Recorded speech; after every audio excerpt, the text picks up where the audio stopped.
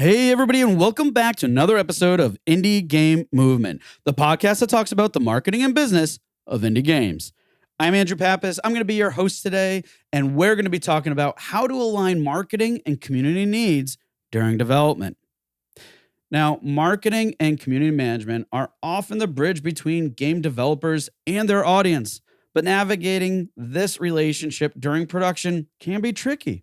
So today, we're going to uncover how to align marketing strategies with community needs by discussing effective ways to create authentic connections and drive player engagement, all while you're still making your game.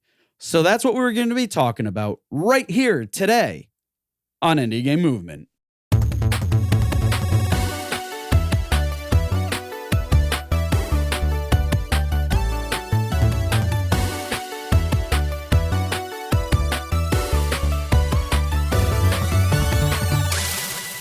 Hey, everybody, and we're back. And today with us, I have Amanda Vandenburg with us today. Amanda, how is it going? And thank you so much for being on the show today. Hello, I'm so excited to be here. Oh, so jazzed. Awesome. Absolutely love to hear it.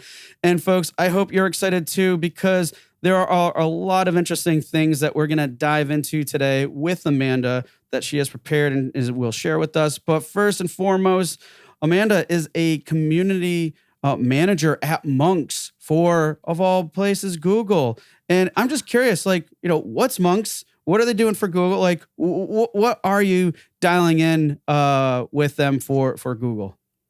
Yeah, so Monks is a creative agency, so non-game industry, but very interesting to work with community management outside of the game industry, kind of see how different it is. So they have lots of different clients do things like social media and advertising. And specifically with Google, it's community management. And that is on the level of, doing TikTok and YouTube and specifically interacting with people in the comments, which is a really big way of building community on those short form video platforms. I love it. And so what does this have to do with gaming? Amanda was very specific that what she does at Monks for Google is not gaming specific. Well, here we are. I mean, because her history, she has been a product manager at Lumi Interactive. She managed the community and social media content there, created all sorts of, content, and also, created and grew a cozy gaming community under the brand. It was QD Indie Rex, right?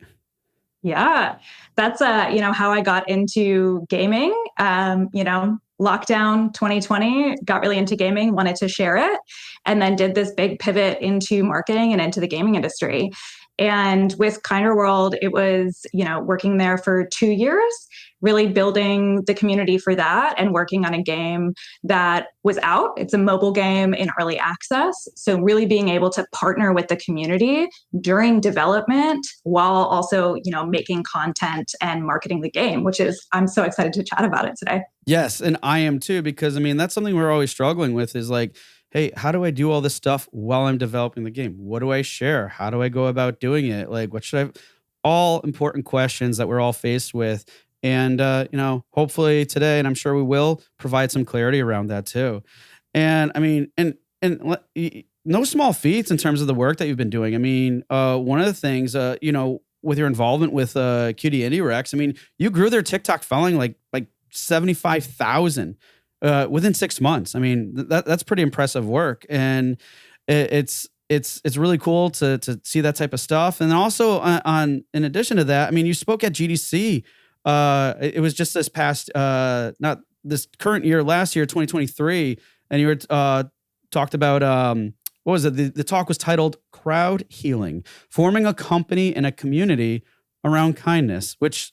Love it. Such good play on words. I'm sure we know what some of that was maybe focusing on, some content and stuff. But no, all great stuff. Clearly have lots of understanding and expertise in this area and why we're talking to you today. But before we get into that conversation, let's put you through the Q Box round. And folks, for those of you who aren't familiar, it's just a series of some quick random questions I prepared here for Amanda today. So Amanda, are you ready for the Q Box round? I am ready. Let's go. Sweet. First is, what's one habit you have that has contributed to your success? Yeah, well, I am actually a big introvert. So, using this concept that's from improv called yes and, which is taking the opportunity and really run with it and building on it. And doing that has brought me some of my biggest successes, doing things that I'm scared of.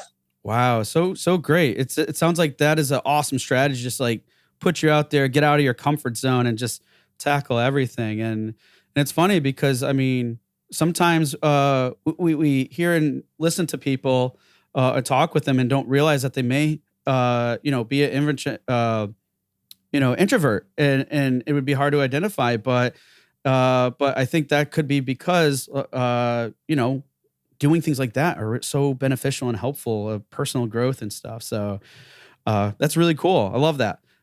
All right, next is, what advice would you give to someone else that's just starting out?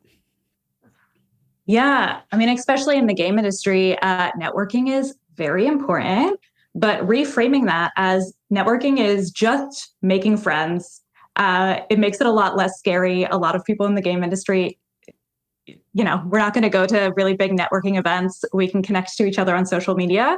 And that's how I got into the industry, making friends on TikTok. That's awesome. Yeah, you're right. That framing that differently makes it so much more easy and less scary, accessible. It's like, oh, just make friends. I mean, I love it. I love it.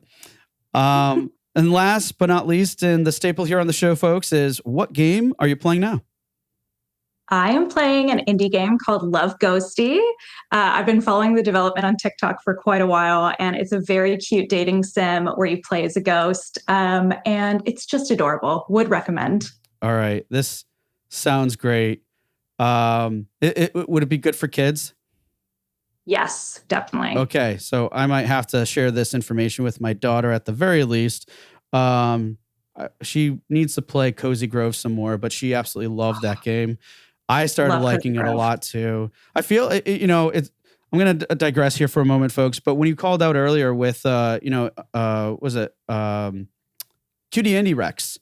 And it's like, and it happened. Like, I feel like cozy games are so much better represented and have so much more presence than they did in the past. And I absolutely love it because it's like, I don't know, I'm getting older. I have less bandwidth, but sitting down with the game like that. I mean, I love playing Skyrim. I play Skyrim as a cozy gamer, but I just love that there's so many more things and more than I ever expect that I would get into.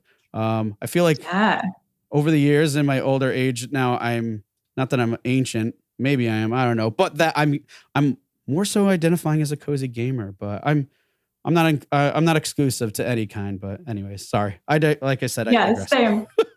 Yeah, cozy games are how I got into gaming, but have now like completed Elden Ring, so I'm like, oh yes, can do both. Very excited. Awesome. All right. Well, again, thank you for sharing that insight and your responses with the Q box round. But now let's get into our conversation. And like I led in with the intro, we're going to start talking about how do we align marketing and community needs during development? Because let's face it, doing it during development is all tough and hard. And well, where do we start? What do we do? So to kick things off, balancing needs, obviously, as I kind of mentioned there, it can be tough. So how would you balance the need for community feedback with the vision of the development team? Because I'm sure that can be really tough in terms of like identifying like, oh, do we even do this? Is it important? Or how do we do it? Like, how does this balance work? Yeah, absolutely. Obviously, making a great game comes first and foremost. That's the ultimate goal of development. Especially with marketing, word of mouth is going to be your biggest advantage. So if a game isn't great, if it doesn't resonate with the community, people aren't going to play it. So making a great game is really, the epitome.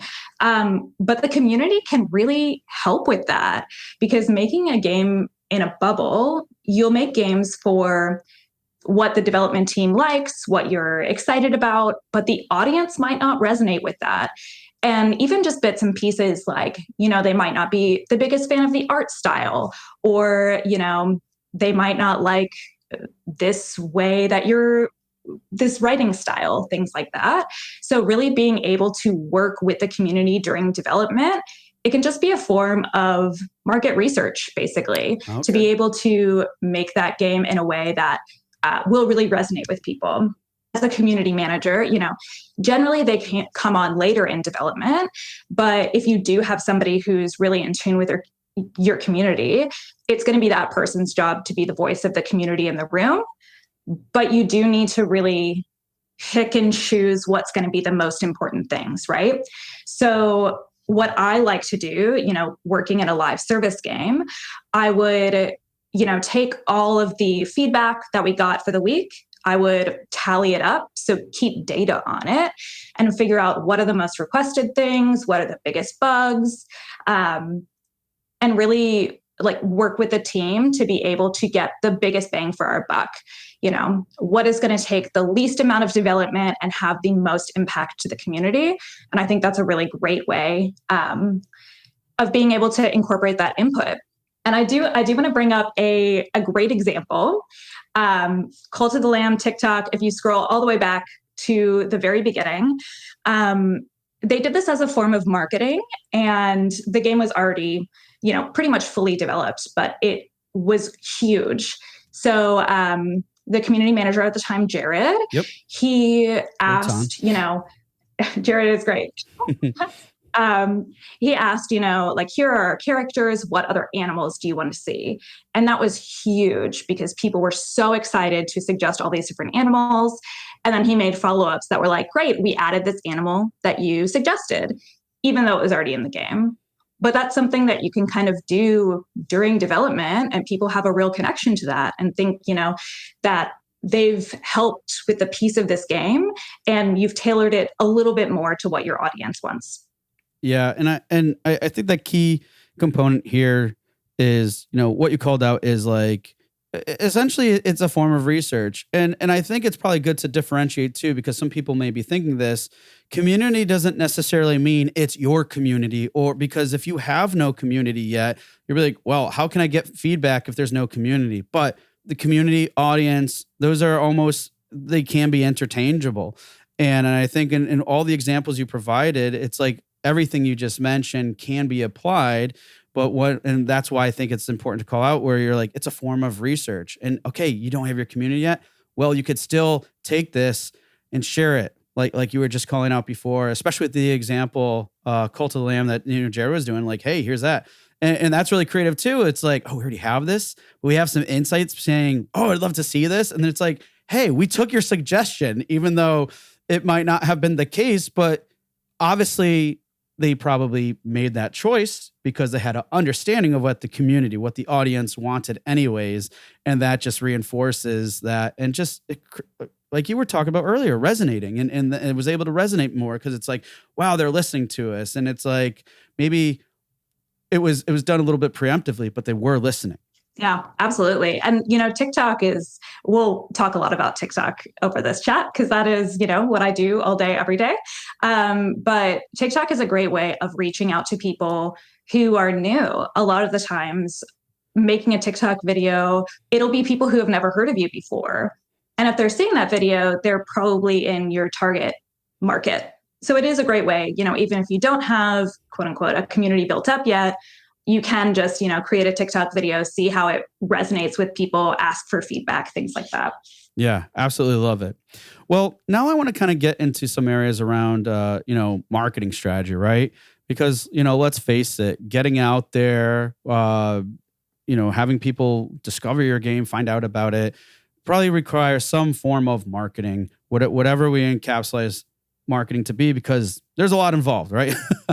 So let's say when developing a marketing strategy, for a new game, what would you say are some steps to take, or what are steps that you take to ensure that it resonates with both existing players and new audiences? So whether it's your first title, your third title, whatever, what are things that to do to ensure that it resonates with people? Absolutely. I want to say first and foremost that every marketing plan should be able to be adaptable. Especially in starting a marketing plan from scratch. You're going to put something out and it might not be a hit, and that's okay, as long as you kind of take those learnings and build on it. The most important thing in marketing is really taking the data, figure out what worked, do more of that, figure out what didn't work, do less of that, and then kind of keep going and keep iterating.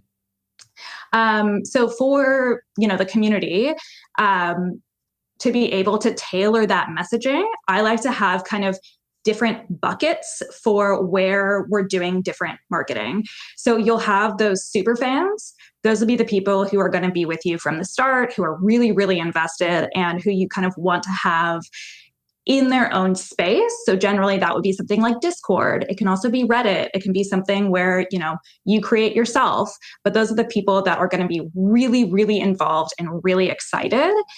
And then you also want to, be able to reach new people. And that's going to be something, short form video is my favorite way of doing that. And I think it's quite effective.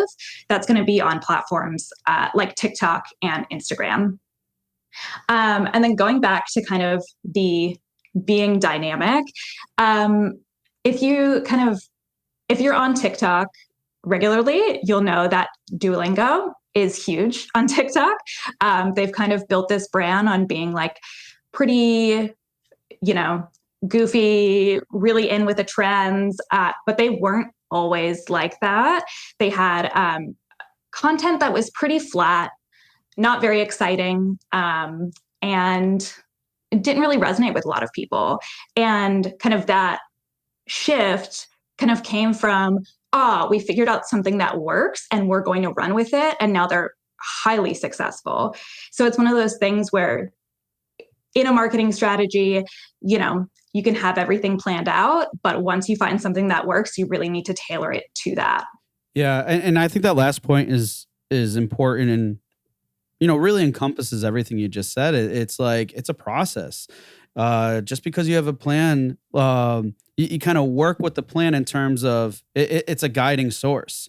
But hey, sometimes you might plan a trip and sometimes there might be a detour because they're doing road work or there's an accident and you're still have a goal of that destination, but you might take a different path now to get it because at that time, that's going to be more effective. That's going to be what gets you to where you're going. So, I love that. It's because I think sometimes if we are so focused and we have this, and yes, a step-by-step process and everything is very helpful. But if there's not room to adapt, sometimes that process, that as detailed and helpful it may be, might not get you to where you want to get going. So absolutely love that you call out to that because, sometimes, with a lot going on, we liked having that, but to be open can make all the difference in reaching your destination and beyond, right? Absolutely. So with all those things that you said, though, I'm also curious too, because I know some people when they're, creating content, and especially I know with, TikTok and some of the short form contents, shorts and others similars, how do you go about like measuring the success of a marketing campaign, especially during the development phase? I mean, I know a lot of the times we do our best and try to attribute to wish lists, for example, but like sometimes it's hard to do that. Like attribution is very difficult, even when we have it as close as we can, but it's never 100%. So what would you say are, let's say, some key metrics that like you focus on and some of your past work and everything to see that, hey, this is actually doing what we needed to do? Yeah, absolutely. Data like that is very important because it is the way you're going to test and measure, right? Figure out what has worked and what hasn't worked. So every marketing campaign should have data and should have something that you're measuring. So obviously wish list is the one where people usually go for, but there's lots of other ones as well. And that can be based on engagement, and it can be different based on your goals and different based on where you are in the development process. So, if you are pretty early in particular, post engagement can be really great. So, likes, comments, shares, how many times are people interacting with your content? And that also shows interest in your content and what you're working on. For TikTok in particular, I like to look at the ratio of how many views a video has versus how many likes or how much engagement the post got. So if it has like a very, 2% ratio of engagement, maybe not so great, but if it has 20%, like that's great. That's something that you would kind of continue doing, even if it doesn't necessarily have a ton of views. Something that I do want to point out is I don't think followers are very important on things like TikTok and Instagram. Followers are nice because that is going to be part of your community of people who are interested in your content. But I feel like, especially for TikTok, people kind of see you on their FYP, their For You page. And if they're interested, they'll interact, but they might not follow. And I think that is totally okay. Probably not a metric that you really need to be too worried about. But you can, another thing of metrics is for Discord. So I would say, getting more people on your Discord, or if you're doing something like Reddit or a different forum where your super fans are, that's probably where it's more important to have followers and to have people who are members. You can also do engagement there. So how many posts are being posted, how involved people are. And I also really like to do, we were talking about market research, surveys as well. If you have very direct questions for people, posting a survey on something like Twitter, Instagram stories, things like that, and measuring how many survey results that you've gotten. So there's lots of different little ways beyond something like Steam Wishlist, although that is very important. But especially early on, the engagement is what you really want to look for, because that shows the interest in your game and what you're making, and shows that you're kind of going along the right path. Yeah, and I'm glad you called these things out, because I know in the work that I have done previously at different agencies and stuff, and I know how a lot of us probably operate too. It's like, it's down to the bottom line, what got the conversion and everything else. And yes, as you said, it's still important, but it's also important, I think, to summarize what you were saying too, is understanding what's the purpose of this platform, or how does it work in this capacity versus how does it work for another, how does it work differently in another platform. Because you were saying some like key metrics where, views, because views is a really strong indicator of who else. And I think this opens up a really interesting point in discussion. I mean, maybe a little bit, but it's like, look at the player's journey, or look at people's journey in general. Like, you listening today, think about, how do you engage on the internet, and what is distracting you? What is coming at you, right? And if you just need a quick moment and browse through TikTok, if you are one of those people, what are you seeing? And whether you follow or not, that's still a point of a contact. And then let's say, oh, but now I'm at some other platform and I see this content again, even though, let's say, I'm more on shorts than I am on TikTok, for example. And what you see start happening is, well, it might be, let's say, higher funnel.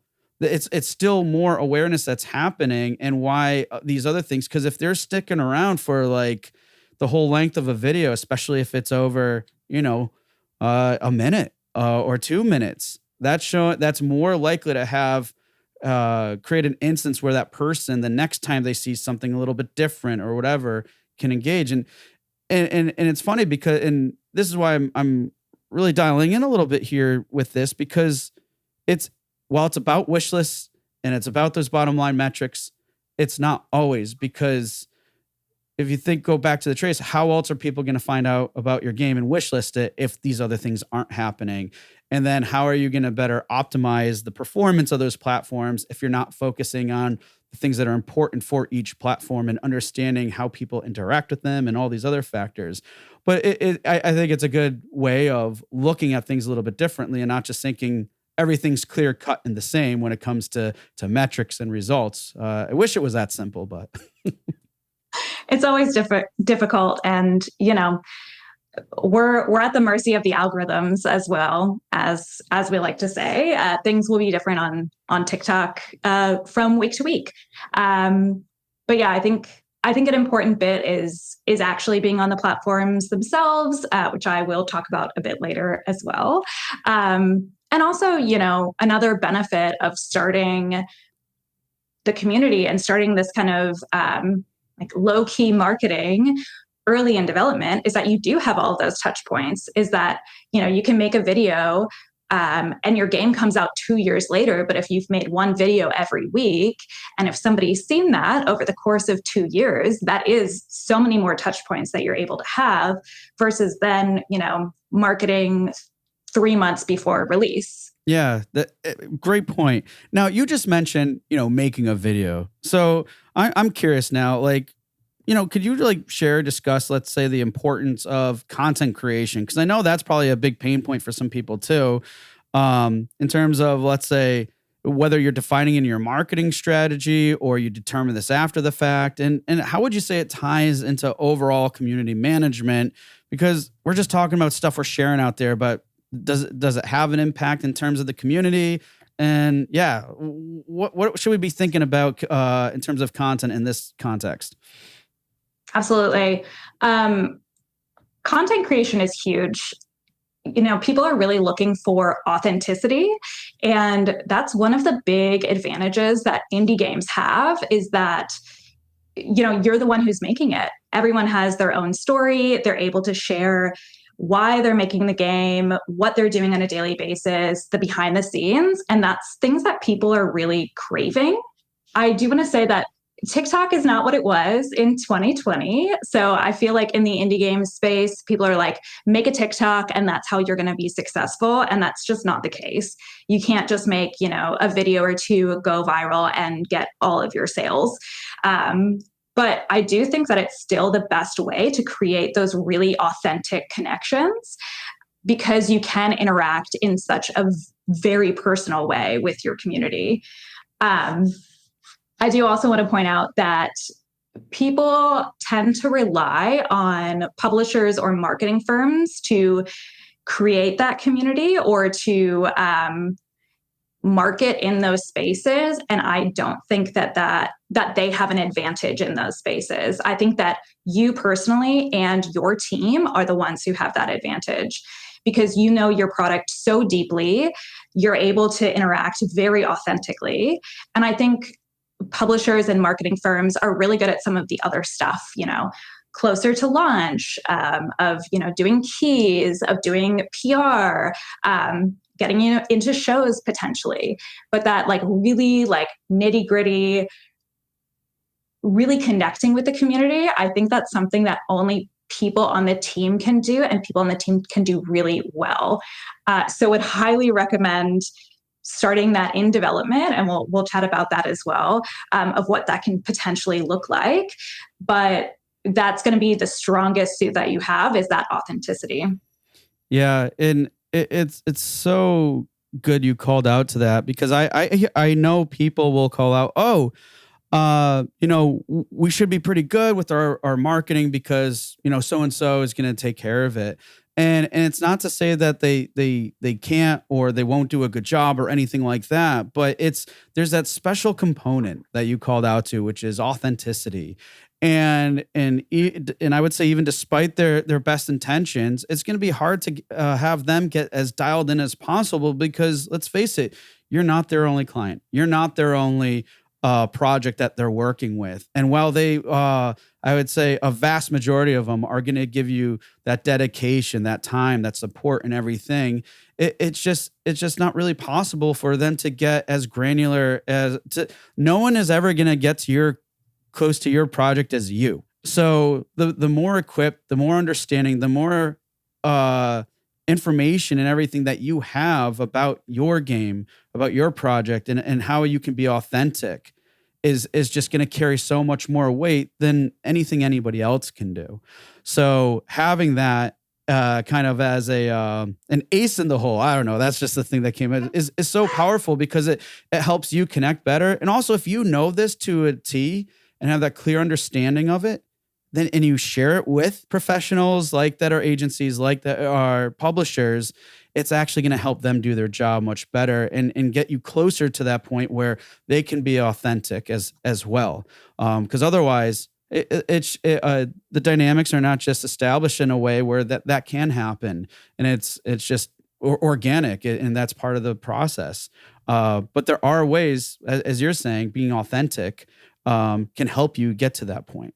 Yeah, absolutely. And I think, what you were saying before of so many cozy games are out now, there are so many games out, and it can be really difficult to kind of cut through that noise, and that extra bit of that authentic content is really, really going to help. Awesome. So I want to get a little bit more into community management because, we left on a good note there in terms of the authenticity. So, how would you how would you go about like building and maintaining an authentic community? Because we all want that. We want people that are sincere, loyal followers and all this other stuff. But how do you go and maintain that around a game, especially again, when the game is in development? Because there's so much going on. So how do we maintain this awesome, loving community? Oh, absolutely. I feel like community managers, marketers, they're often brought on quite a bit later in the process, right? A couple months before to lead up for launch. But I think there's lots of things that developers can do without a specific, community person or marketing person. Although, it is great to include one early on. But as we talked about before, I would highly recommend getting a community early on and kind of starting that. It can be, in little bits and pieces. It doesn't need to be this huge marketing thing. It doesn't need to take up a ton of your time, but it really is that way to kind of connect and collaborate and share your why and kind of start that authentic connection pretty early on. I think there's kind of this misconception that we can't start marketing our game until we have a Steam page, so we have to wait until something happens, until we are ready. But, you can start really as soon as you even have a concept. You could start connecting with your audience like that. My favorite thing to do during development is to just share, I call the mundane stories. These are things that are just part of your day. They're just part of game development. They're just part of something that you've done a million times. But actually, that is incredibly interesting to not only your community, but just random people on TikTok. TikTok itself, it is all about storytelling nowadays. I feel like it used to be a little bit more like dances and, those quippy trends.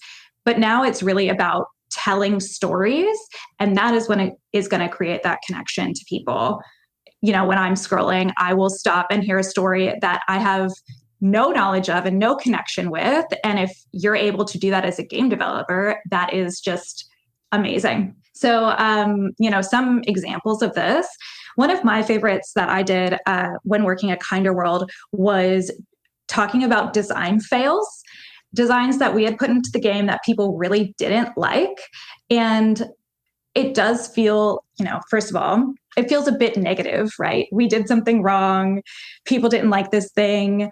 But it was told in a way that was really interesting to people. It shared the behind the scenes of, what we thought was going to happen, what actually happened, and then how we fixed it. Talking about the different bugs in our game. People love seeing that, and really talking to the camera and being like, here's what happened. That really resonates with people. Another really fun one that did not involve talking. I know some developers have a tough time being like face to camera, and you don't need to be. It helps, but you don't need to show your face on TikTok if you don't want to. Another account that I absolutely love is Aggro Crab, particularly when they were in development of Another Crab's Treasure. And they have this great TikTok that is literally just picking colors of coral that was like a random color generator that they developed. Very mundane to game devs. They're just like, oh yeah, this is just, what I did on a Tuesday. But it got over 3 million views. Those little things you can pull out during development. It doesn't need to be super polished. And that is, really what resonates with people. Another great one, which hopefully we'll link, the Farewell North account, Kyle, I believe is who runs it. He has documented his development through making his game. And that's been really, really successful as well. So those are some really great ones to take a look at. And, like I said previously, with kind of creating that authentic community, it is about like really taking their ideas to heart. Polls, one of my favorite things to do with the community. Even little bits, on Kind of World, we have a Discord and could, run a poll generator of what little, stamp should we add to the game? Plant, heart, star, whatever. And people would vote on that, and then we would add it. So like even little bits like that. Boba Bria as well is another great one. And she has a mobile game and does a very similar thing of saying, do you like this design or this one? And that gets a lot of interaction and engagement and is a great way of building the community. So yeah, these little bits and pieces, the mundane bits, people are actually really interested in. And you actually do have a lot of content that you can talk about.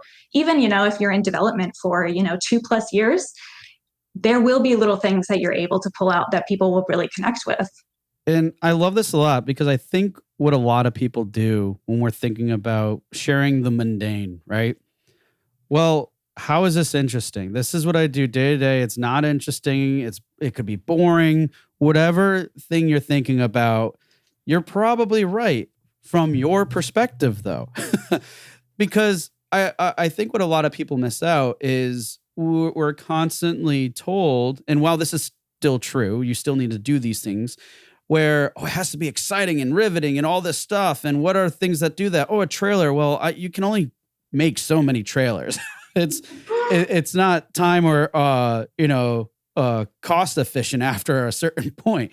It just can't be. But what we forget to realize is even in the mundane, it's not to say that the mundane is like super exciting as maybe some of those other things, but what it does do, like we were talking about on the authentic side, is people can probably relate to that, whether it's directly because you're talking about game development, but it's repetitive in some aspects of it. Well, they might have a job or a chore or something that they have to do that is similar in nature. And they look at it maybe the same way you might. Wow, this is mundane, nothing interesting. But what happens is when you share that, I can relate to that. I can connect with you. And this is cool because no one else talks about this stuff. And boom, there you go, authenticity. And to see that someone that they might admire, a project they care about, and then that other people, they can connect with them in a more meaningful and impactful way, even from something as simple as a mundane activity. That's how you start building some of those elements of authenticity. And like you were sharing so many different examples. I had some random ones in my head that popped up that I'm not going to share, but just like when you start thinking things that way, it's like, it's not so much about creating that new and exciting, shiny thing. That can be helpful, obviously, but it's also about how are you really connecting and resonant. And that's what we were just talking about. But I think a lot of people kind of miss that opportunity really because they think, and understandably so, it's boring. I don't find it interesting. Why would anybody else? But that component of identifying with people is interesting and important to other people. Absolutely. I can't tell you how many times I've stopped scrolling TikTok for random stories. I love it. Yeah, so great stuff. So that was such a great point there too, and I'm wondering now as well. Like we've talked about this I think a little bit before, but like what are some strategies or even tactics that you use to keep the community engaged, especially on platforms like TikTok and YouTube? Because it's one thing to create this content, put it out there, but then like. Is there a way to keep that momentum going, whether it's directly with that post or that video or after? And like, does it require more effort in the content? Is it after the fact? Like, how do you keep those things going to keep them engaged? Absolutely. I think that it's definitely a hard thing to do. And especially when you are early in development, when you don't have a specific marketing person who's in charge of that or community person who's going to be checking in on that every day or working on that every day. My recommendation, especially for early on, is to really focus on a few platforms. So generally, I like to have a short form video platform. Generally, for me, that's TikTok. You can also do Instagram. An image based platform, so Instagram or Twitter, and then a super fan forum. So that's going to be like your Discord or Reddit or forum or whatever. Um, Personally, I wouldn't recommend long form YouTube videos unless somebody's really, really excited about that, then definitely go for it. But generally, that doesn't get as much engagement and is probably not worth as much effort as you're going to need to put into that. But YouTube Shorts can be good. I wouldn't probably recommend it as the primary channel, but you can repost any of your videos to YouTube Shorts and just have another platform to be on. In terms of like early in development, you know, people on TikTok, especially if you look at folks who are like how to grow on TikTok, it's like you need to post every single day or you need to post multiple times a day.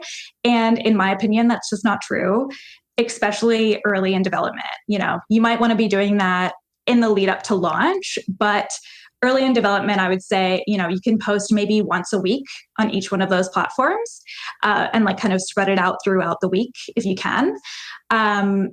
For something like TikTok and other platforms as well, you can just interact with people in the comments. So that's something that can be done like very quickly, like over your morning coffee. Just like check the comments, see how it's going, interact with every single one at the beginning. You know, that is you interacting with your community and it doesn't have that much effort versus, you know, making a new TikTok might take an hour more, you know, however long it takes you to make that. Interacting with the comments is pretty easy and is a way to like really connect with people again in that authentic way. And just a reminder for TikTok as well that it doesn't need to be polished. One of my favorite parts about TikTok is that you know, as you said, for, you know, having a trailer, you don't need to have anything super fancy. People like that down to earth, like not super, doesn't look super great content sometimes. And again, it does create that authenticity. So really taking some of the pressure off of yourself of making the best content possible. It just doesn't have to be. Also, my recommendation is to, you know, if you are going to be delving into the short form video world, is to really just be on the platforms yourself. It's its own little world. It's very interesting and things change really quickly. Things are different from week to week. Different things are popular from week to week. And just taking some time to scroll yourself and get to know what people are talking about, what's interesting to people. That's been the biggest advantage, I feel like, for myself for making TikTok content is to actually be on the platform itself. But again, like early in development, it doesn't need to be this like really huge thing. It doesn't need to be a huge part of your day. But taking a couple of minutes every day to just interact in some way is just going to really nurture your community. Yeah. And such great things here. I mean, some of the takeaways I'm getting is like, it doesn't have to be perfect, right? Like, you called out to the trailer, like, no. And in fact, if anything, sometimes people like that. It's like, oh, wow, something that's actually real and genuine, as opposed to, and if you mess up and stuff, sometimes people, again, what we talked about with the mundane, if you're making mistakes here in your video, like, oh shit, just like, oh shoot, oh man, oh, and call out to that. I can't believe I keep making mistakes. Am I ever going to get through this video? Or you know, but in doing that, people will find humor in it. They'll find, again, authenticity, like, wow, like that person still pushed through and it's kind of funny, but I can relate with like, again, all these things start happening. And then the other thing you called out, like comment, and I wanted to point out too, because I know we were talking a lot about like, you know, TikTok and other similar formats, but this strategy that you called out to is no different than basically any other platform. If you're like, we could say LinkedIn for like business development, right? If you're so across the board, folks, like, even if you're finding that, okay, TikTok might not be for me, but if you're engaging, commenting on stuff, especially like people are attracted to those types of things. They're like, oh, cool. Yeah, that's an interesting thought. What else do you do? What else are you talking about? What other conversations? Because that was very insightful for me. It's really no different. And when you said time a little bit, I mean, it doesn't take much. And even though it might seem like a challenge, make it a habit. Just pick one. Spend like 15 minutes and scroll. So if you're on TikTok and you're finding those videos, the ones that you're commenting on regular, guess what? The For You page is going to start curating that for you. So it's going to make your life a little easier. So, and then in 15 minutes, get a sense of those things.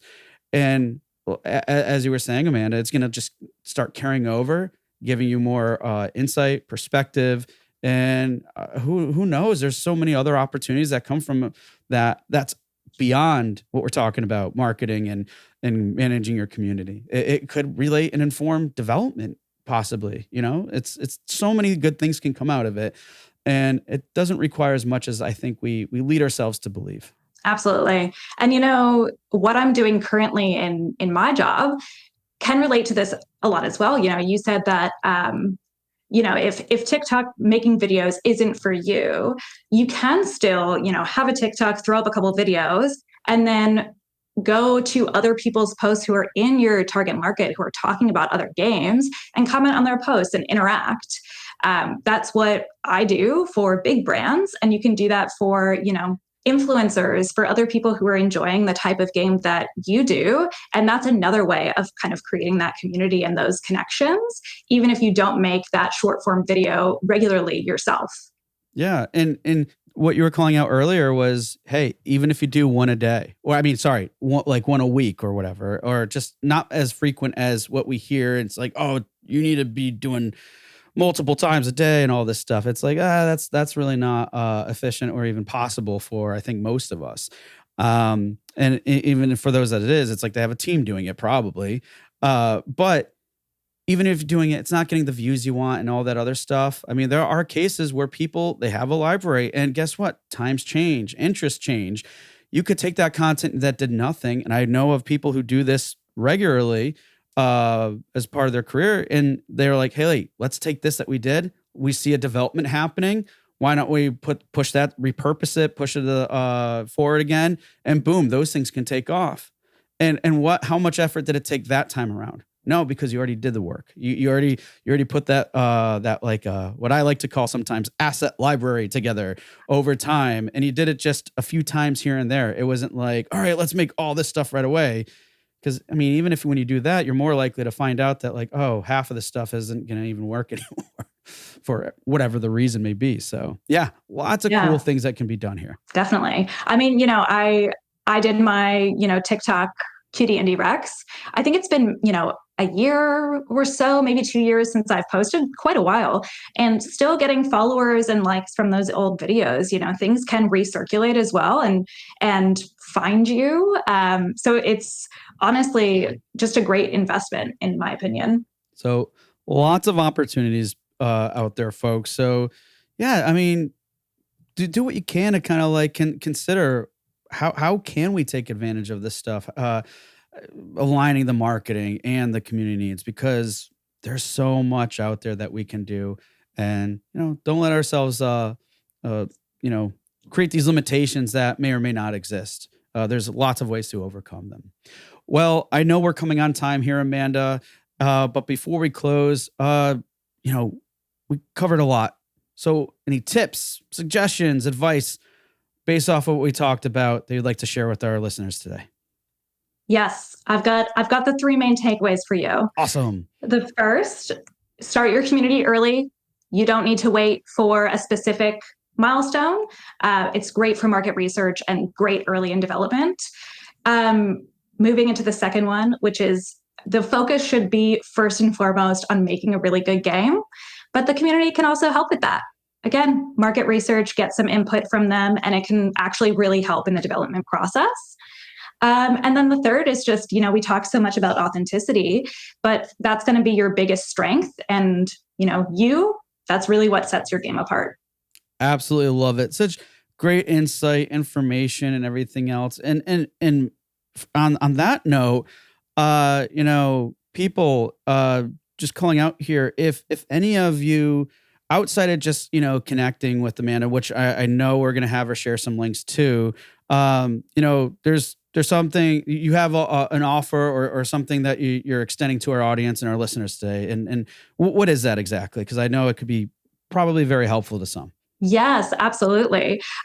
So please reach out to me on LinkedIn. We can schedule a 30-minute chat to talk about anything marketing wise that you'd like to run by me, anything that you'd like to ask. Personally, for freelancing, I do take on some projects, but my schedule is pretty limited. But I would love for anyone to reach out for that 30-minute chat. I'm always happy to make time for any of the listeners. Awesome. Well, definitely appreciate that. And folks, if you are looking for additional guidance or ideas or whatever, definitely reach out to Amanda. Especially if you're like, I need TikTok and whatever other help, that's definitely going to be the person to go to. But, I'm sure she can help out in a lot of other areas too. Lots of insights there. So thank you again. And Amanda, if people are interested in that, you mentioned LinkedIn, but is there anywhere else that people can connect, follow you? What are the links? Absolutely. So I'm also on Twitter/X and Discord. Please reach out to me there as well. And it's at Acacia Amanda, ACACIAMANDA. Awesome. Love it. And again, those are going to be in the show notes, folks. And wow, this was just such a wonderful time. Really appreciate your input, insight, and everything that you discussed with us today, Amanda. Thank you so much for being on the show. Thank you so much. It's been so much fun. Hey, everyone. Thank you for listening to another episode of Indie Game Movement. I'm Andrew Pappas, your host, and the show's producer is Mustafa Price. Show notes for this episode can be found by visiting rengenmarketing.com, the number episode of the show. Rengen Marketing is a consulting marketing company that helps indie devs with their marketing efforts. Whether you need guidance with your game's marketing strategy or could use a free marketing plan template, then please visit www.rengenmarketing.com and take action. A special thanks to Dakota Saw for Season 2's opening theme and Melissa Gellis for the new logo design. And as always, thanks for being such great listeners, and we'll see you next time on Indie Game Movement.